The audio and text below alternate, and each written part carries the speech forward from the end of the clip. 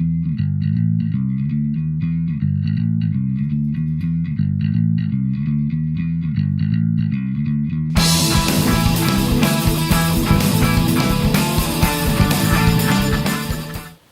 and welcome to hobby vlog number 90.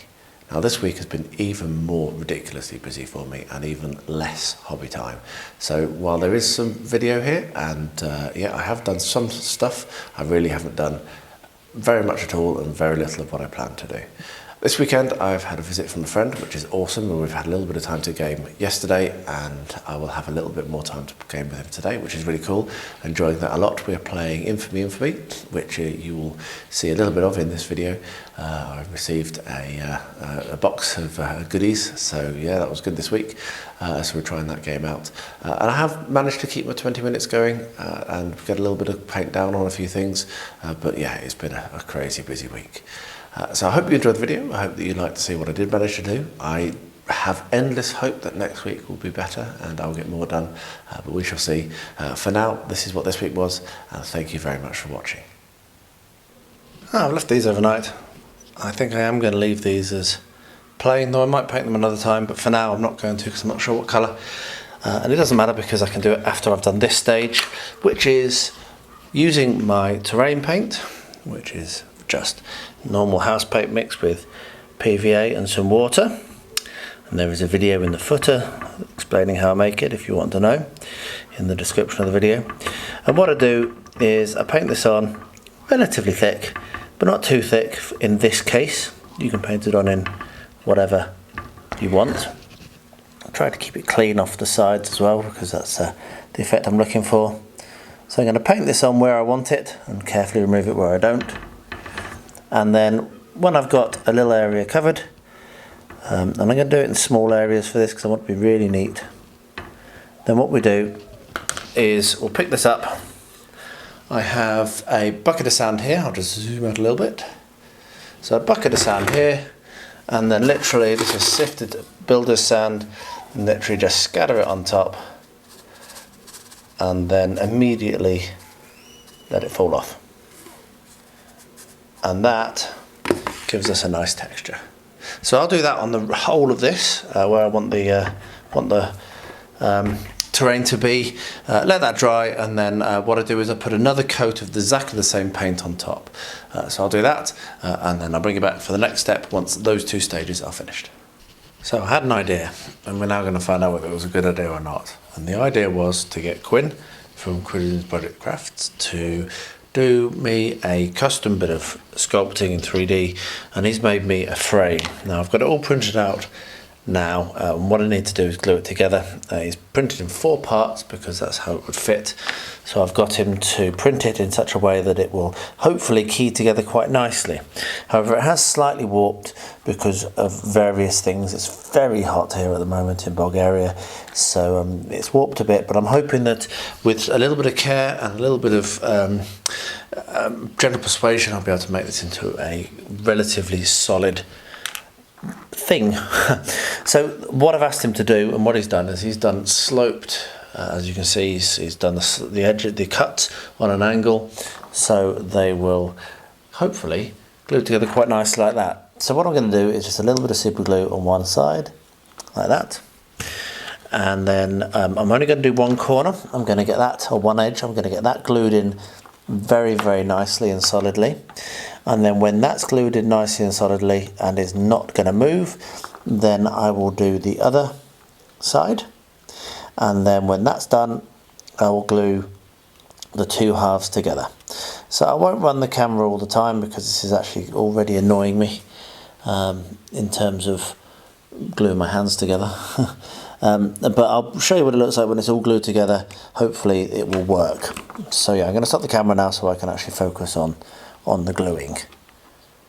As you can see, the brown paint and sand mix is finished, and now I'm ready for flocking. So I have 3 tubs of homemade flock in 3 differing colours, which I'm going to use to finish off this base. And then all I need to do is find myself a ribbon, which I'm actually struggling to do, but I'm sure I'll find one. So again, I won't do all this on camera because it's a very simple thing. But what we do is, it's a two-stage process again. So I paint on my terrain paint, which is watered down PVA with a dash of dish soap in it to keep it from going mouldy in the pot. And also it does actually act as a little bit of a kind of flow agent, but mostly it's around, it's about keeping it from going off when it's actually inside the jam jar. So yeah, paint this on and then sprinkle my flock on top and then leave it. And then tomorrow I'll come and I'll paint over the top again with exactly the same PVA mix to seal it. And then that's that part done. So yeah, it's a nice simple process. If you seal it well, then you never get any flaking of flocking.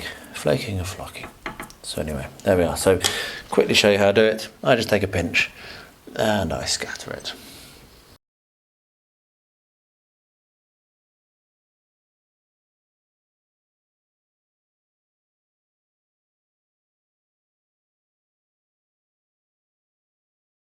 So there you are. Generally use 3 colours, that gives me the best result.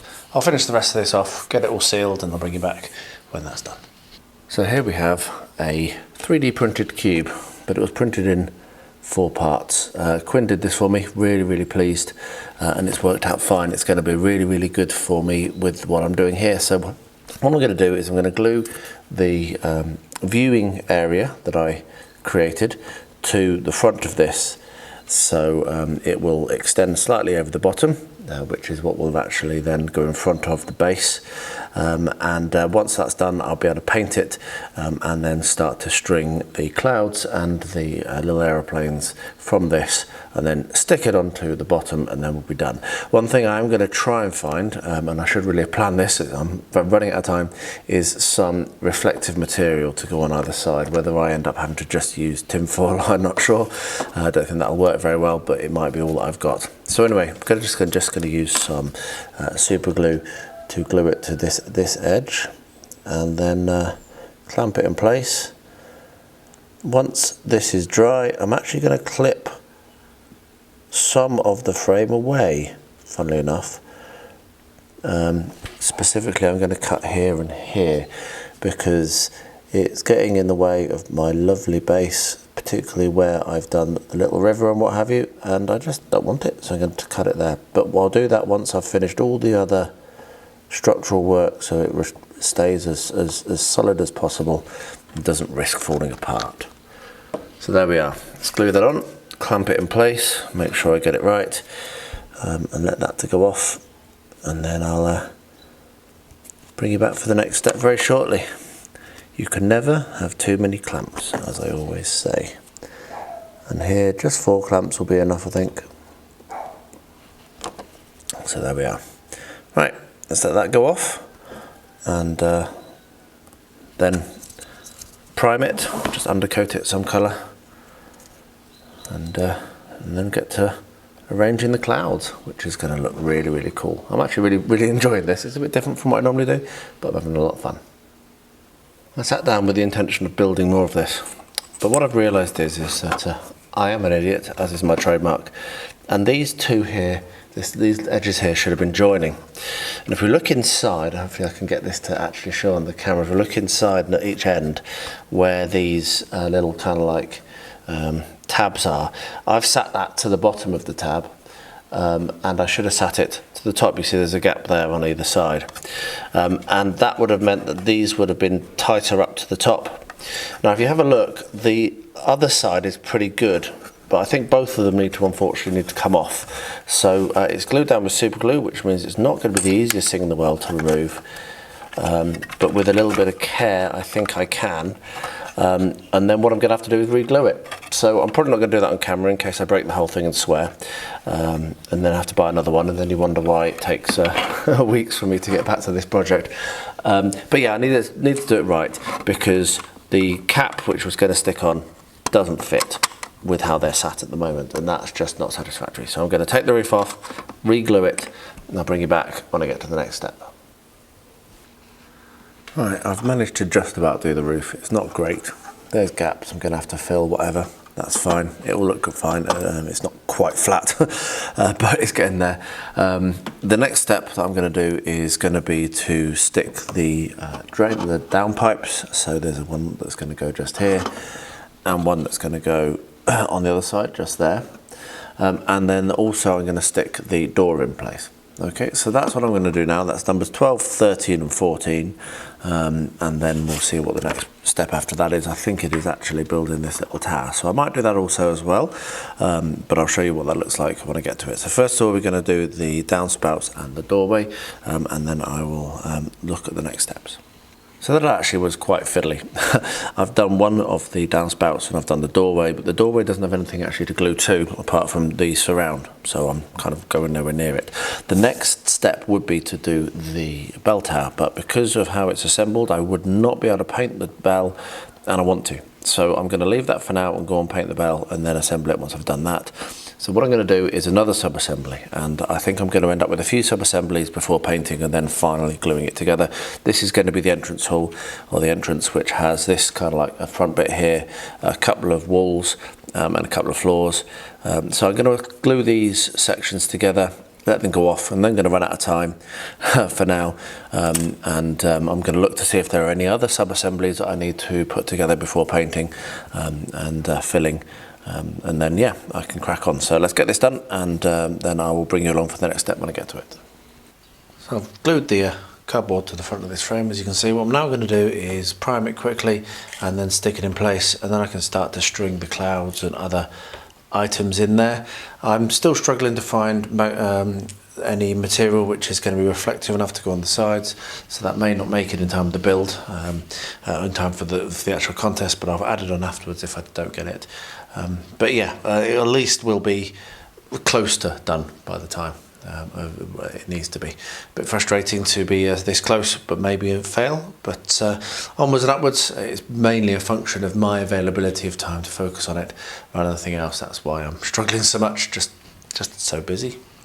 This is done all bar the bunting, which I'm hoping to get tomorrow. So what I'm going to do now is glue down the rider, and then the last step, as I say, will be getting the red ribbon. And what I think I'm actually going to do is wind it round each of these and then have it coming across. So I'll glue it from the bottom, wind it round, glue it at the top, and then have it coming down here, and do the same on the other side as well. I think that will look really nice and be a little bit more interesting than just having it coming from the top, and add a little bit more interest to the scene. But anyway, so I'm going to just use normal PVA glue to glue this down. And I'll just put a dollop on the bottom of each of the legs, each of the feet even. And that will dry clear, and then won't have a problem. And what I want to do is, when I have it so that the front foot and the rider are roughly parallel with that line there, that's how I want to arrange it, so that's perfect. So what I'll do now is leave that overnight to dry, and then hopefully we will have the ribbon tomorrow and I'll be able to complete it. If not, it'll be completed when I do have the ribbon. Right then, this has been primed. And I've also cut that back off just using my hobby saw very carefully. And I've also done a little bit of trimming at the front of this. And now this actually sits in really nicely, as you can see. So what I'm going to do is I'm going to run a bead of PVA just around these three edges, and then clamp it, and then it will dry overnight. And then tomorrow I can basically get this finished, I hope, maybe even including the reflective sides, but at the very least we'll have all of the planes and clouds and what have you in there. What I might do now is do the target, get that done as well, but first of all I want this on and clamped and drying, because this is the final bit of this stage of the build. What I have realised is that I did miscalculate, and I've got slightly too much overlap here, which is fine because I can easily cut that off because it's just cardboard. So yeah, I'm going to clamp that now using my small clamps, and leave that overnight to dry, and then tomorrow we'll finish it up. So I'll get that done, and yeah, moving on. While that is drying, what I've decided to do is cut and place the targeting cross. So I've cut a couple of lengths of metal, and they fit in very nicely. And what I'm going to do is I'm going to use copy decks in each of the corners, and then when that's dried I'm going to use a little dip of super glue just to join the centre. The reason I'm doing copy decks is I've found it to be actually quite a good glue for this sort of thing, and I hope that it works. If it doesn't, then I can resort to something else. So yeah, because I need it just to grip and hold. And I may even end up coming in and going over it with another glue as well once it's done, because I don't want it to be knocked through. But yeah, so basically we're just going to drop that in to each corner, going from corner to corner of the gap, like so, and then drop that in, going from corner to corner of the gap, like so. And now I will leave that completely to dry until I touch it again. So I'm just going to leave that alone totally. Now we get into the really fun bit, which is making and populating this inside. You can see that my little cross is there, and you're going to be able to get very close to that and look through it and see various elements. And what I'm going to do is we're going to do stuff that's in the sky. So a couple of aeroplanes. Now I've made one, I'm not going to lie, I did test this and it does work, which is good. So what we're going to do is we're going to take a very small bit of cocktail stick. I will zoom in on this because it'll be impossible to see from this far out. So let me just get that focused in and zoomed. There we are, we've got a very small bit of cocktail stick. And what I'm going to do is I'm just going to cut a little bit more off it because it's even too big as it is there. There we are. What I then have is an offcut of a coffee stirrer, and that's also too big. So we're just going to cut that very slightly, but not very much actually, that's nearly the right size. Okay, so what you can see there is that's going to look like a very rudimentary plane. And I'm gluing these together using super glue. So what I'll do is I'll put a dot of super glue in the middle of the wing, like that, and then carefully put the body over the top of it. And that way I'm not balancing something flat on something square.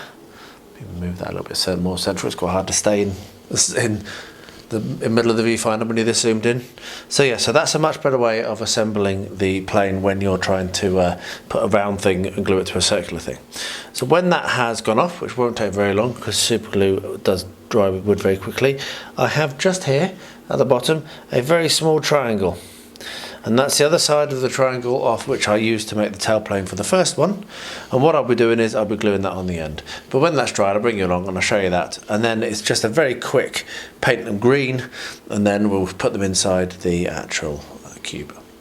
So that's dry. So what I'm now going to do is put a very small, smaller than that, dot of super glue at the back of the fuselage. Got to use your imagination in this game, haven't you? And I'm going to stick, and my hands will get in the way, so apologise for that, but I'm going to very carefully set this tailplane down, and I'm not doing the rudders,